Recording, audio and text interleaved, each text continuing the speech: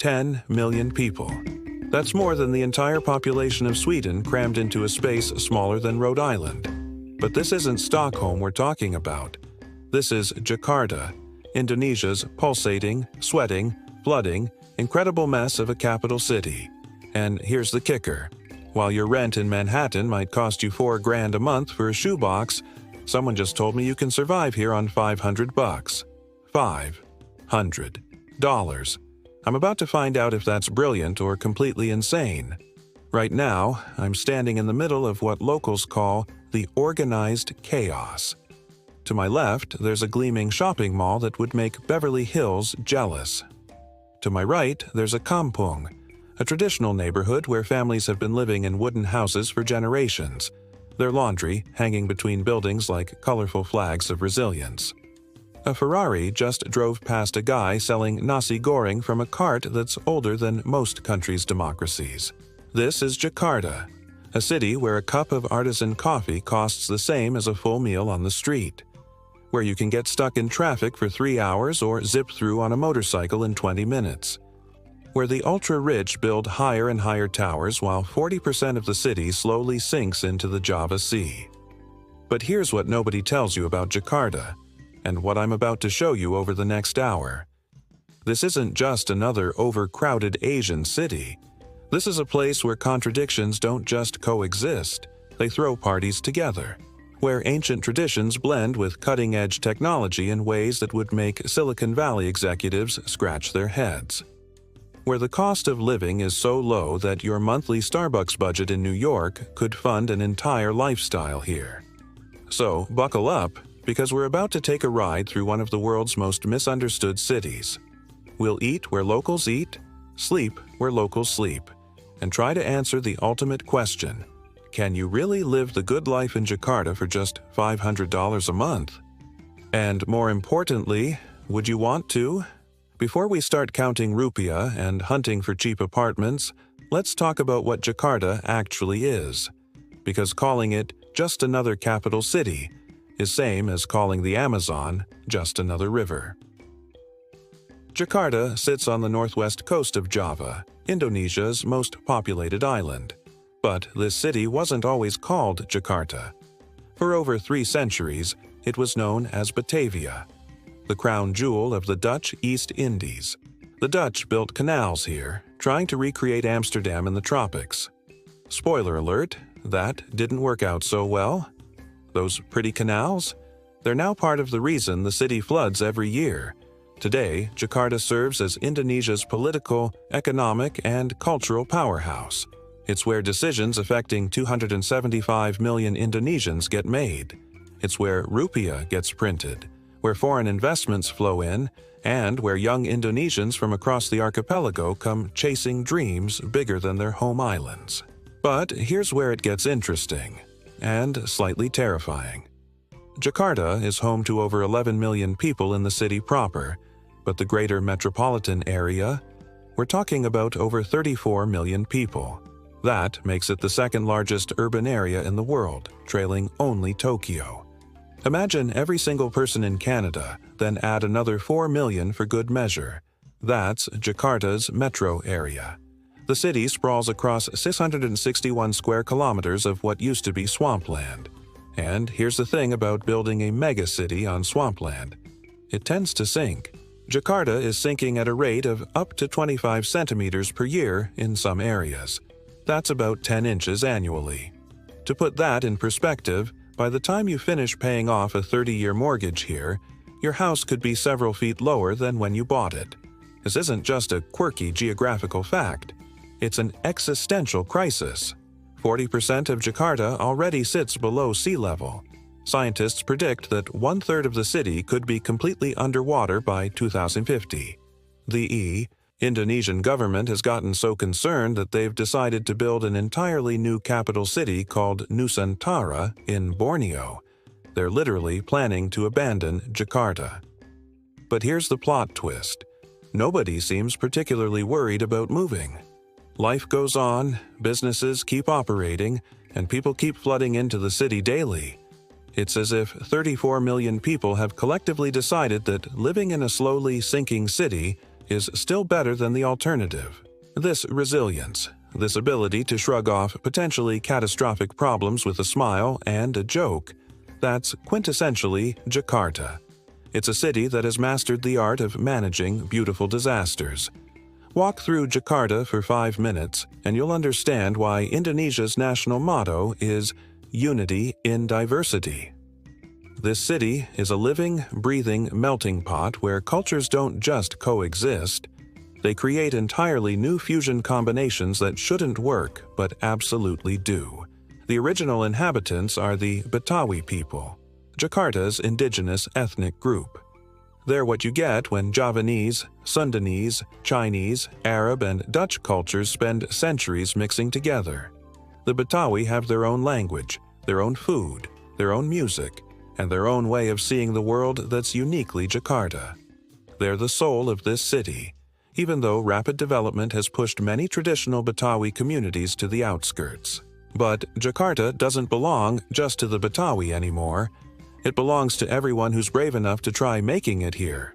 There's Ahmad from Sumatra running a warung that serves the best rendang this side of Padang.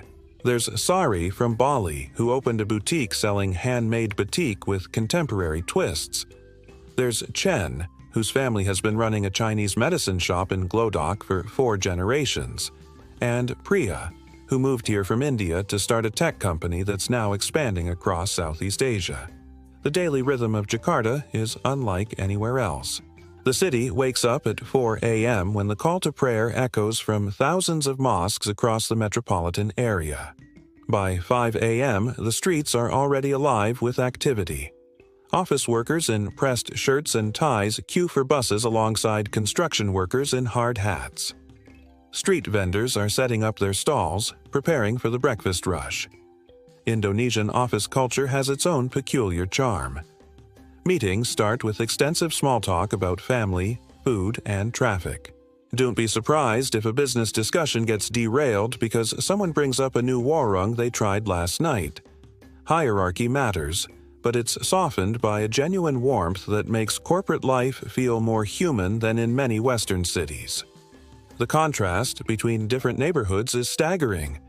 In Menteng, you'll find tree-lined streets with colonial-era mansions where Indonesia's elite live behind high walls and 24-hour security. 15 minutes away, you're in a kampung where entire families live in houses smaller than most American garages, but where neighbors know each other's children's names and share meals during Ramadan. These kampungs are Jakarta's hidden gems. They're dense neighborhoods of narrow alleys where motorbikes barely squeeze through, where laundry hangs between buildings like bunting, where the sound of children playing mixes with the call of street vendors. Life in a kampung operates on different economics. Rent is cheap, food is cheaper, and social bonds are stronger than any Western suburb. But don't romanticize it too much. Kampung life is tough. Flooding happens regularly, sanitation can be challenging, and economic opportunities are limited. Yet there's a vitality here, a sense of community that many middle-class Jakartans actually envy. The middle ground between Menteng's luxury and kampung simplicity is where most expats and emerging middle-class Indonesians live. Areas such as Kemang, Senopati, and Kuningan offer modern apartments, international restaurants, and decent infrastructure at prices that would make New Yorkers weep with envy. Let's talk about food, because in Jakarta, food isn't just sustenance. It's a religion, an art form, and the cheapest entertainment you'll ever find. This is a city where you can eat incredibly well for $1 or drop $200 on a molecular gastronomy experience that would make Copenhagen chefs nervous. Start your Jakarta food education at a warung, those small local eateries that are the backbone of Indonesian dining. A proper warung is usually run by one family, serves maybe 6 dishes, and has plastic stools that have seen better decades. The menu is whatever's fresh that day, and the prices haven't changed since the Suharto era. Walk into Warung Nasi Ibu Sri in Menteng at lunchtime. The selection looks simple: rice, a few meat dishes, some vegetables, and sambal that could wake the dead. But this simplicity is deceiving. The nasi gudeg they serve here is slow-cooked young jackfruit in coconut milk and palm sugar that's been perfecting its recipe for 3 generations. Each grain of rice absorbs flavors that Western fine dining spends months trying to replicate. Total cost? 15,000 rupiah. That's about $1. But Jakarta's food scene doesn't stop at traditional warongs. This city has embraced food trends with the enthusiasm of a teenager discovering social media. The same street that houses a 100-year-old bakmi stall now features third-wave coffee shops where baristas discuss extraction methods with PhD-level intensity. Kampungs village has become ground zero for Jakarta's cafe culture. You'll find places like Filosofi Kopi, where a single Origin Sumatra coffee costs more than most people's daily food budget, but the quality rivals anything in Melbourne or Portland.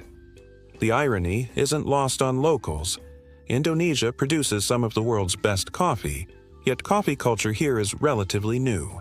Night markets are where Jakarta's food scene really comes alive. Pasar Malam Kebon Kacang transforms every evening into a carnival of grilled meat, fried noodles, and desserts that would make Instagram influencers abandon their diets immediately. You'll find martabak, a thick pancake stuffed with chocolate, cheese, and condensed milk that probably violates several international health recommendations, but tastes so good you'll understand why Jakartans queue for hours. Street food vendors operate with efficiency that would impress German engineers. Watch a satay vendor at work. He's grilling perfect skewers of meat over charcoal, mixing peanut sauce from scratch, and handling money, all while maintaining a conversation with 3 different customers about everything from politics to football scores. The food delivery revolution has transformed Jakarta's eating habits completely. GoFood and GrabFood have turned every restaurant into a delivery option. You can order everything from McDonald's and Meat Ease to nasi padang at 2 a.m. and have it arrive within 30 minutes. This convenience has created a generation of young Jakartans who rarely cook at home. Why would you, when restaurant-quality food costs less than groceries? But here's where Jakarta's food scene gets really interesting. High-end restaurants here aren't just copying Western concepts. They're reinventing Indonesian cuisine for the modern palate. Places like Namaz Dining and Emus serve Indonesian ingredients prepared with techniques learned in Europe and Japan. You might pay $200 for dinner, but you're getting rendang reimagined as a 7-hour slow-cooked Wagyu preparation that somehow tastes more Indonesian than anything your grandmother made. The coffee culture deserves special mention because it perfectly captures Jakarta's contradictions. Traditional kopitiam serve thick, sweet coffee that's been the same for generations. Meanwhile, specialty coffee shops import beans from other Indonesian islands and charge premium prices for coffee that grew a few hundred miles away. Both styles coexist, often on the same street, serving different crowds who appreciate different approaches to the same basic beverage. Dating in Jakarta is like trying to solve a Rubik's Cube while riding a motorcycle through traffic. Complicated, potentially dangerous, but ultimately rewarding if you know what you're doing. This is a Muslim-majority city where traditional values bump up against modern desires, where Tinder notifications compete with calls to prayer, and where your dating life might depend more on your knowledge of traffic patterns than your pickup lines. Let's start with the basics. Indonesia is the world's largest Muslim-majority country, and Jakarta reflects that reality. About 85% of the population identifies as Muslim, though the practice ranges from strictly orthodox to refreshingly flexible. This religious backdrop influences dating culture in ways that might surprise Western expats. Traditional Indonesian courtship involves families, extended getting-to-know-you periods, and marriage as the assumed endgame. Modern Jakarta courtship involves dating apps, expensive dinners, and conversations about career goals that would make American millennials feel right at home. Both approaches coexist, sometimes within the same family. Young Jakartans have mastered the art of compartmentalization. They might pray 5 times a day and still swipe right on dating apps. They respect parental expectations while pursuing relationships that would make their grandparents nervous.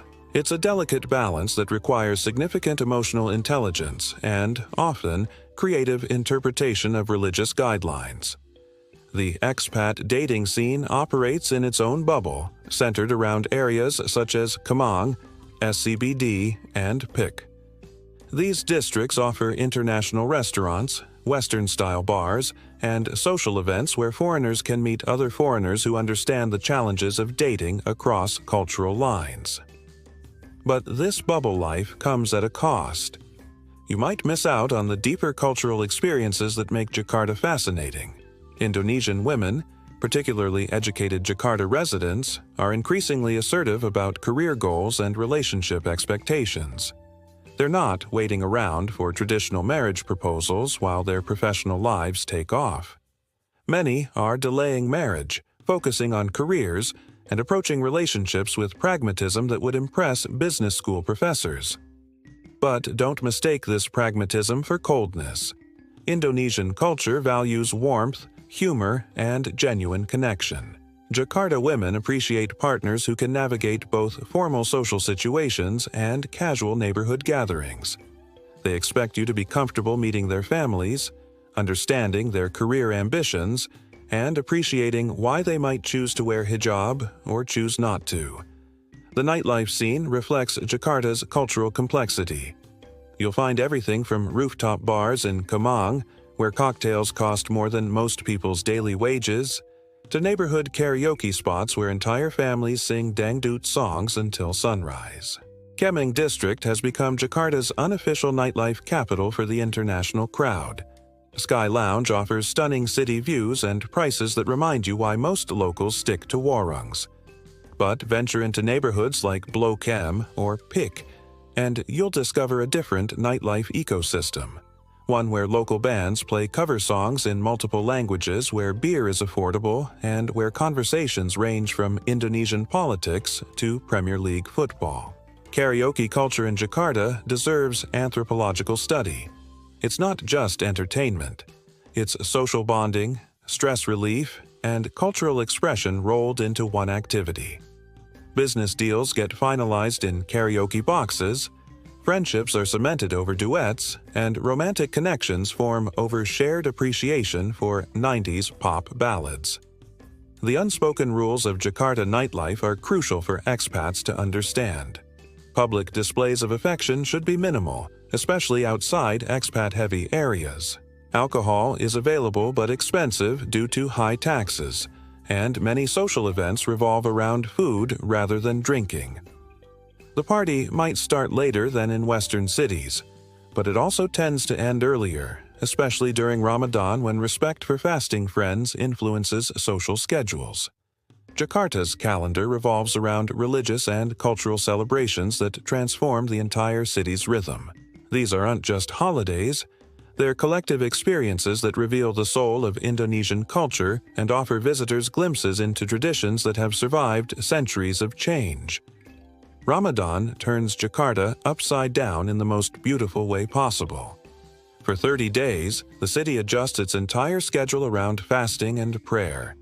Restaurants close during daylight hours or serve only non-Muslims. Office schedules shift to accommodate prayer times and shorter working hours. The evening call to prayer signals not just the end of daily fasting, but the beginning of iftar, the meal that breaks the fast. The transformation is remarkable. Streets that usually buzz with food vendors fall quiet during the day, only to explode with activity after sunset.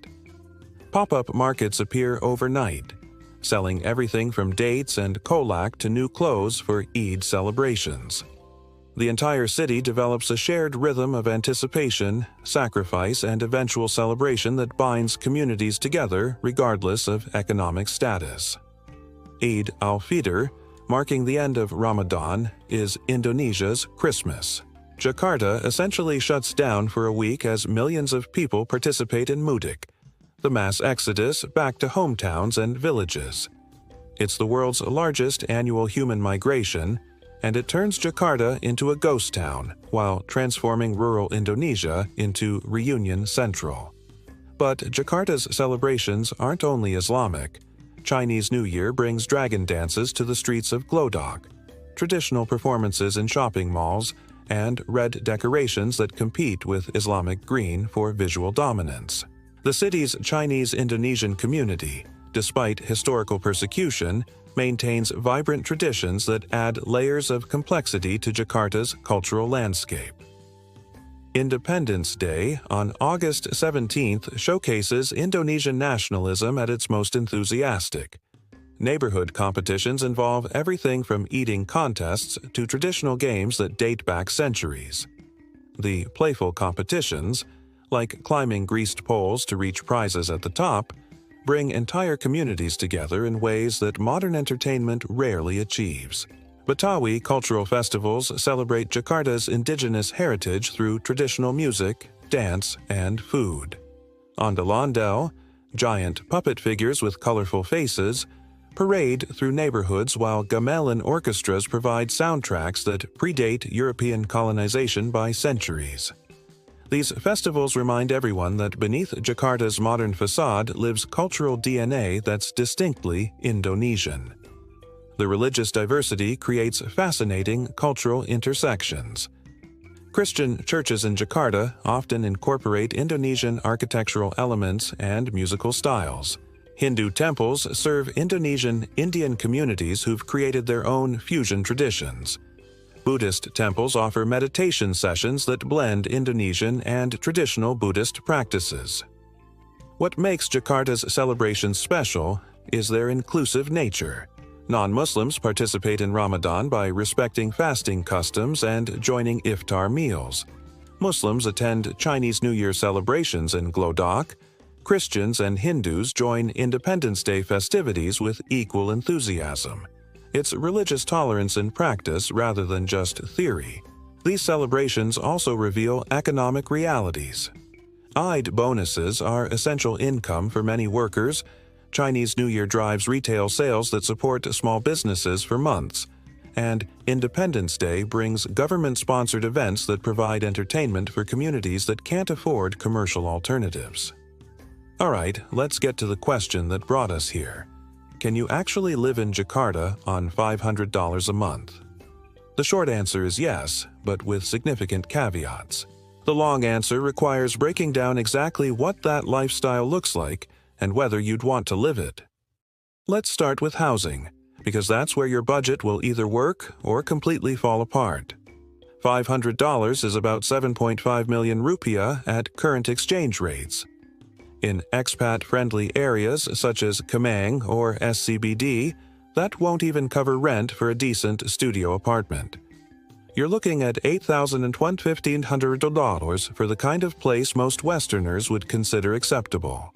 But if you're willing to live like a local, and I mean really live like a local, your options expand dramatically. A room in a shared house in areas like Tibet or Cempaka Putih might cost $1,200 per month. You'll share bathrooms, have minimal privacy, and probably deal with occasional flooding. But you'll also experience authentic Jakarta life in ways that expat apartments never provide. The sweet spot for budget housing is finding a cost, essentially a boarding house common among Indonesian students and young professionals. A decent cost room with air conditioning and private bathroom runs $250 per month in neighborhoods that are well connected to public transportation. You won't have a kitchen, but as we'll see, cooking at home isn't always the economical choice anyway. Food is where your $500 budget really shines. Eating exclusively at warungs and street stalls, you can easily feed yourself for $35 per day. That's $950 per month for 3 meals that are often more flavorful and nutritious than anything you'd make at home. A plate of nasi gudeg for breakfast costs $1. Lunch at a Padang restaurant with rice, vegetables, and meat runs $23. Dinner from a street cart with grilled fish and rice costs another $2. But let's be realistic about Western food cravings. That occasional pizza or burger will cost $815 at places that serve food resembling what you're used to. International groceries are expensive. A jar of peanut butter might cost $6, and decent cheese could set you back $10–15. Budget for at least $1,500 monthly in comfort food if you want to maintain sanity. Transportation in Jakarta can be incredibly cheap or surprisingly expensive, depending on your choices. A monthly Transjakarta bus pass costs about $15 and covers most of the city, though you'll spend significant time stuck in traffic. Gojek and Grab rides are affordable for short distances, maybe $13 per trip, but can add up quickly if you're using them daily. The smart money strategy involves mixing transportation modes. Use public transport for predictable commutes, motorcycles for beating traffic on time-sensitive trips, and walking whenever possible. Budget $1,580 monthly for transportation if you're strategic, or $150–200 if convenience is a priority. Healthcare presents interesting economics. Public healthcare is extremely affordable, but quality varies significantly. Many expats opt for private healthcare, which costs a fraction of Western prices but still impacts a tight budget. Health insurance through local providers runs $5,100 monthly for decent coverage, while international coverage costs significantly more. Entertainment and social life require creative budgeting. Local movie tickets cost $35, while imported films at premium theaters run $800 to $112. A beer at a local bar might cost $23, but imported beer at expat hangouts could be $60–80. The street food tours and local cultural events are often free or very cheap, while Western-style entertainment quickly breaks budget limitations. Internet and utilities typically run $3,050 monthly for basic service, though this varies significantly by housing type and location. Phone service is remarkably cheap. Unlimited data plans cost $10–20 monthly, making Jakarta more connected than many Western cities at a fraction of the cost. Clothing and personal items present interesting trade-offs. Local products are extremely affordable. You can buy decent shirts for $510 and shoes for $1,525. But imported brands cost nearly as much as they would in the US, making brand loyalty an expensive habit. The realistic $500 monthly breakdown for bare-bones living, housing $200, food $120, transportation $60, utilities, internet $40, healthcare $30, entertainment $30, miscellaneous $20.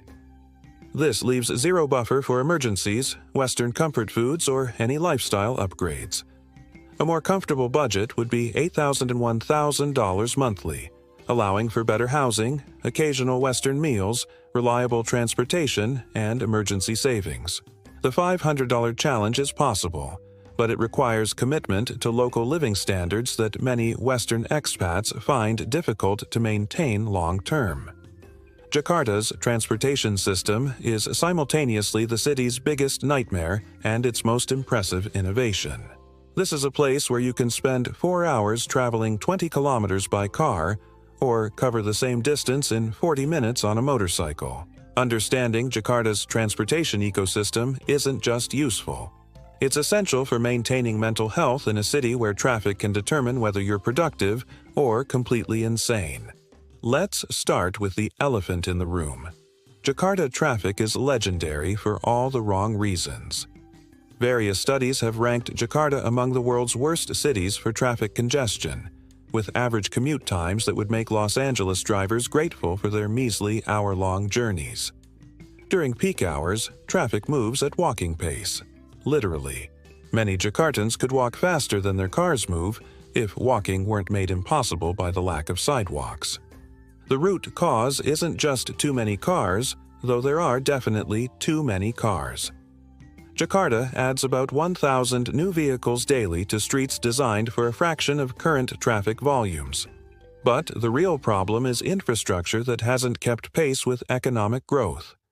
Roads built for a city of 3 million people now serve 11 million, with predictable results. But here's where Jakarta gets interesting. Necessity has forced innovation. Gojek, which started as a motorcycle taxi service, has become a super app that handles transportation, food delivery, digital payments, and about 20 other services. What began as a solution to traffic has evolved into a complete lifestyle platform that is now expanding across Southeast Asia. The Gojek phenomenon deserves deeper examination because it represents something uniquely Indonesian. Traditional ojek, motorcycle taxis, have existed for decades as informal transportation in areas where cars can't navigate narrow alleys. Gojek formalized this system, added technology, and created economic opportunities for millions of drivers while solving transportation problems for millions of passengers. Riding Gojek through Jakarta traffic is part transportation, part extreme sport.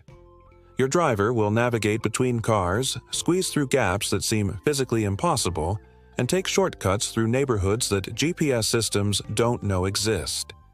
The experience can be terrifying for newcomers, but it's undeniably efficient. Public transportation has undergone significant improvements, though progress remains uneven. Transjakarta, the bus rapid transit system, covers most of the city with dedicated lanes that bypass traffic congestion. The buses themselves range from modern air-conditioned vehicles to older models that provide character-building experiences. The MRT, Mass Rapid Transit, represents Jakarta's biggest transportation upgrade in decades.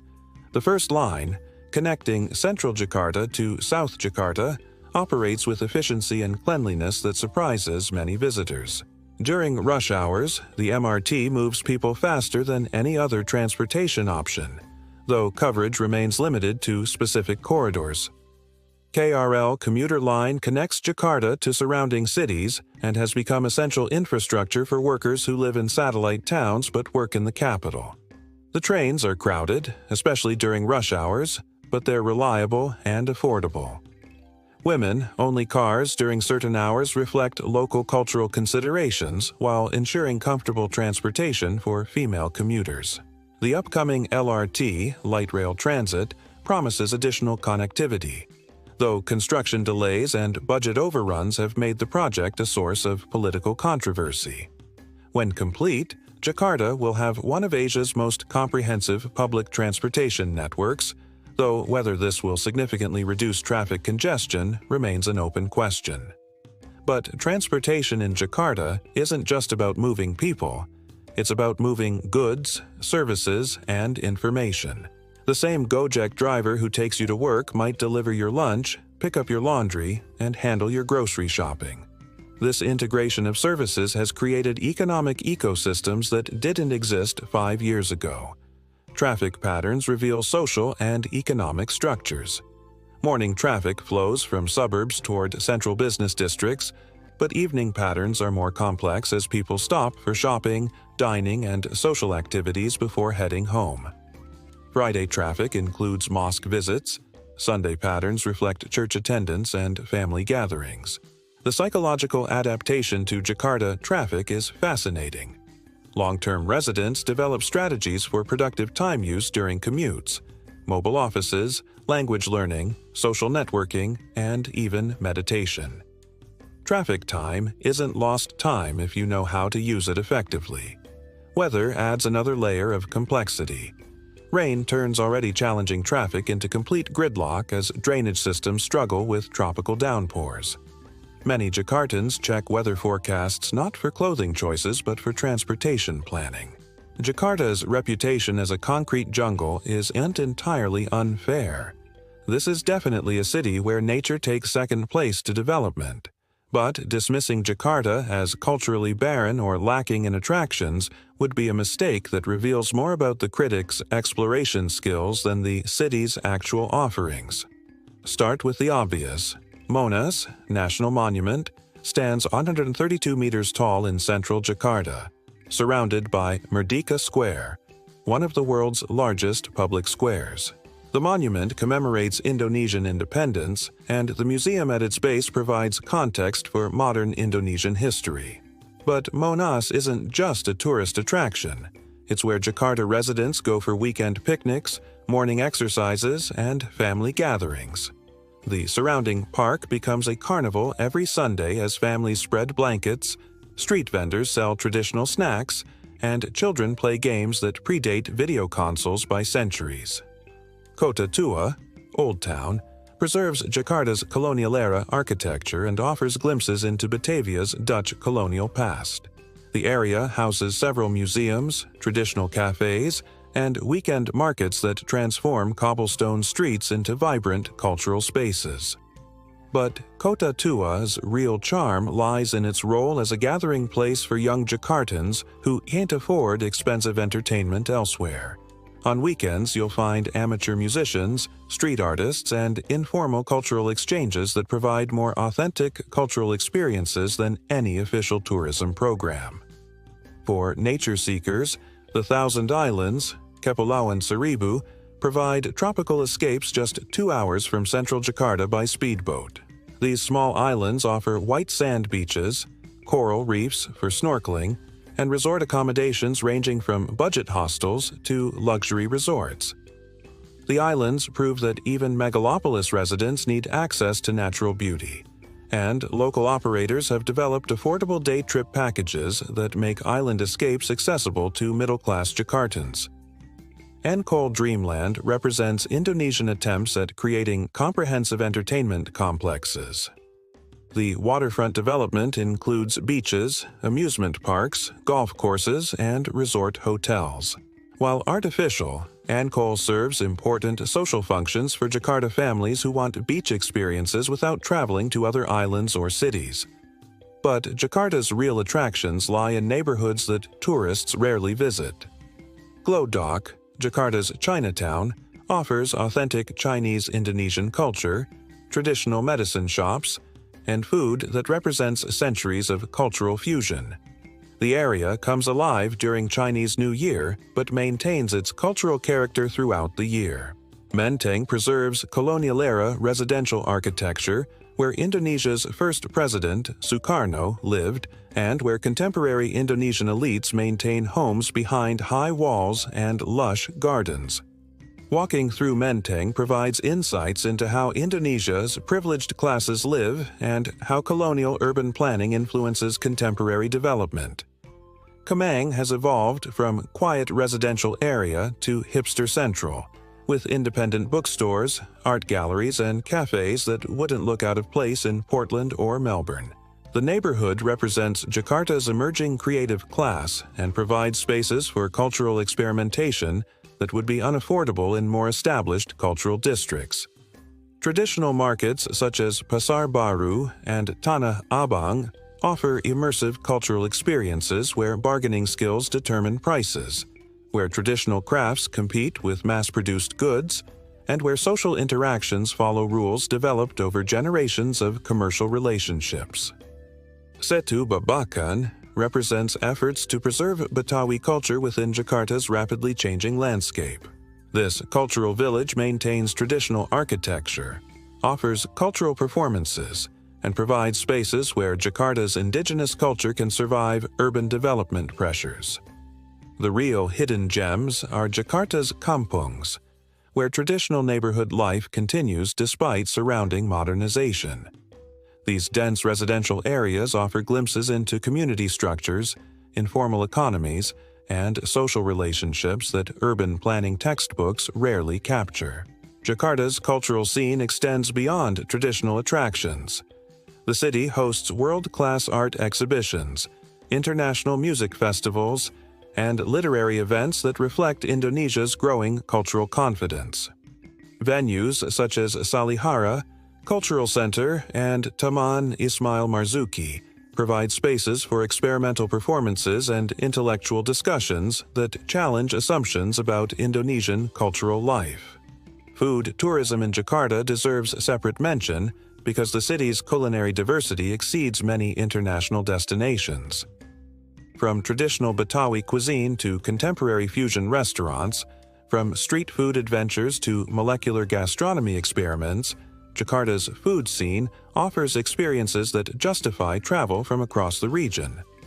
Living in Jakarta means navigating realities that tourism brochures rarely mention, but that significantly impact daily life quality. These aren't necessarily deal breakers, but understanding them helps set realistic expectations for anyone considering Jakarta as a long-term base. Safety in Jakarta operates on multiple levels. Violent crime against foreigners is relatively rare, but petty crime requires constant vigilance. Pickpocketing, phone snatching, and motorcycle bag grabbing happen frequently enough that locals develop defensive habits that become second nature. Don't flash expensive electronics, avoid wearing jewelry that attracts attention, and keep cash in multiple pockets rather than one easily accessible wallet. The bigger safety concerns involve infrastructure and environmental hazards. Flooding during rainy season isn't just inconvenient, it's potentially dangerous. Water levels can rise quickly, electrical systems may fail, and transportation becomes impossible. Many Jakarta residents keep emergency supplies and have evacuation plans for severe flooding events. Air pollution in Jakarta ranks among Asia's worst, with particulate levels that regularly exceed World Health Organization safety standards. The combination of vehicle emissions, industrial pollution, and seasonal forest fires creates air quality that can cause respiratory problems even for healthy individuals. Many residents use air purifiers at home and masks during outdoor activities, especially during particularly polluted periods. Healthcare quality varies dramatically depending on economic resources. Public healthcare is affordable but often overcrowded, under-equipped, and staffed by overworked medical professionals. Private healthcare offers Western standard medical care but at costs that constrain budgets. Many expats opt for healthcare insurance that covers private hospitals, though this adds significant monthly expenses. Pharmacy culture in Jakarta is more relaxed than Western countries, with many prescription medications available without prescriptions. This provides convenience for routine healthcare needs but requires knowledge about proper medication use. Many common Western medications are available at fraction of home country costs, though quality control standards may differ. Mental health care remains stigmatized and under-resourced, despite growing awareness of mental health importance. Western-trained psychologists and psychiatrists are available but expensive and concentrated in wealthy neighborhoods. Many expats struggle with cultural adjustment issues without adequate professional support systems. Education systems reflect Indonesia's economic inequalities. International schools offer Western standard education but cost thousands of dollars annually, more than many Indonesian families earn. Local schools provide affordable education but may not meet expectations of expat families accustomed to different educational approaches. Language barriers create ongoing challenges for expats who don't speak Indonesian. While English is common in business and tourist areas, navigating government bureaucracy, healthcare, and legal issues often requires Indonesian language skills or translator assistance. Jakarta's bureaucracy deserves special mention because it affects everything from visa renewals to utility connections. Indonesian administrative systems often require multiple visits, extensive documentation, and patience with processes that seem designed to test rather than serve citizens. Understanding cultural expectations around gift-giving, relationship building, and proper channels can significantly smooth bureaucratic interactions. Gender-related safety considerations vary by neighborhood and situation. Women traveling alone generally face fewer problems than in many international cities, but cultural sensitivity regarding clothing, behavior, and social interactions helps avoid uncomfortable situations. Indonesia's Muslim-majority culture includes expectations around modesty that differ from Western norms. Traffic accidents represent Jakarta's most significant daily safety risk. Motorcycle accidents happen frequently, often involving drivers who prioritize speed over safety. Helmet usage isn't universal. Road rules are suggestions rather than requirements, and emergency response systems are inconsistent. Natural disaster preparedness includes earthquake risks, though Jakarta isn't located in Indonesia's most seismically active regions. However, the city's position on unstable ground means that even moderate earthquakes can cause disproportionate damage to poorly constructed buildings. Water quality issues affect both drinking water and recreational water access. Tap water isn't safe for consumption, bottled water is essential, and flooding often contaminates local water supplies. Many residents install water filtration systems or rely entirely on bottled water for drinking and cooking. So here we are at the end of our tour through Jakarta's beautiful chaos, with rupiah in our pockets and stories that will sound unbelievable to friends back home. The question remains, is Jakarta worth it? And more specifically, can you really live well here on $500 a month? The honest answer is complicated, just like everything else in this city. Yes, you can technically survive on $500 monthly, but it requires embracing local lifestyle completely.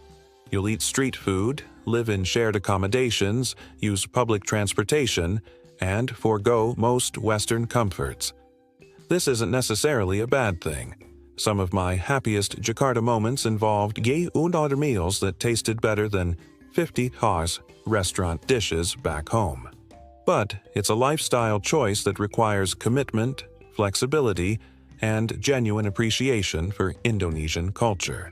The bigger question is whether you want to live this way long term. Jakarta demands adaptation in ways that other expat destinations don't. You can't just transplant your Western lifestyle here and expect it to work without massive budget increases. But if you're willing to adapt, Jakarta offers experiences that you simply can't find elsewhere. This is a city where you might spend your morning stuck in traffic next to a Ferrari and a becak, traditional bicycle taxi. Then spend your afternoon in a kampung where families invite you to share meals simply because you're a neighbor. It's where traditional gamelan music competes with EDM from nearby nightclubs, where ancient traditions adapt to smartphone technology, and where economic inequality coexists with genuine social warmth. Jakarta is not for everyone. If you need perfect infrastructure, predictable weather, or Western standard everything, this city will frustrate you daily. If you can't handle chaos, noise, pollution, and occasional flooding, Jakarta will test your sanity. But if you're drawn to authentic cultural experiences, if you appreciate resilience in the face of impossible challenges, if you want to understand how 2/3 of the world's population actually lives, then Jakarta offers lessons that no university course could provide. The $500 challenge is really about more than money. It's about whether you can find happiness and meaning in circumstances that differ completely from Western middle-class expectations. Some people discover that material simplicity actually enhances life satisfaction. Others realize they need certain comforts to feel human. Jakarta is leaving anyway. The government's plan to relocate the capital to Nusantara means this city's days as Indonesia's political center are numbered. But Jakarta isn't going to disappear. It's too economically important, too culturally significant, too historically embedded in Indonesian identity to simply fade away. If anything, losing political status might allow Jakarta to develop its cultural and economic identity without the burden of representing an entire nation. For now, Jakarta remains one of the world's great urban experiments, a place where ancient cultures adapt to modern challenges, where economic contradictions somehow function, where 34 million people create daily miracles of cooperation despite infrastructure that shouldn't work. Whether you can live here for $500 monthly depends on how you define living. If living means survival with occasional happiness, then yes, absolutely. If living means maintaining Western lifestyle standards at developing world prices, then no, probably not. But if living means experiencing human resilience, cultural complexity, and urban innovation in ways that will change your perspective on what's possible, then Jakarta delivers experiences worth far more than $500 monthly. The city doesn't promise easy answers or comfortable solutions. It promises authentic experiences with real people facing real challenges with humor, creativity, and determination that would inspire international development experts if they bothered to pay attention. So, can you live in Jakarta for $500 monthly? Yes, but you might discover that the real question is whether Jakarta will let you leave unchanged. This city has a way of rewiring expectations, redefining priorities, and revealing possibilities that don't show up in any guidebook. Comment below if you're brave enough to try the Jakarta Challenge. Share this video with someone who needs their perspective expanded. And remember, sometimes the best adventures happen in places that don't make any sense on paper, but somehow work perfectly in practice. Jakarta is waiting. The question is whether you're ready for Jakarta.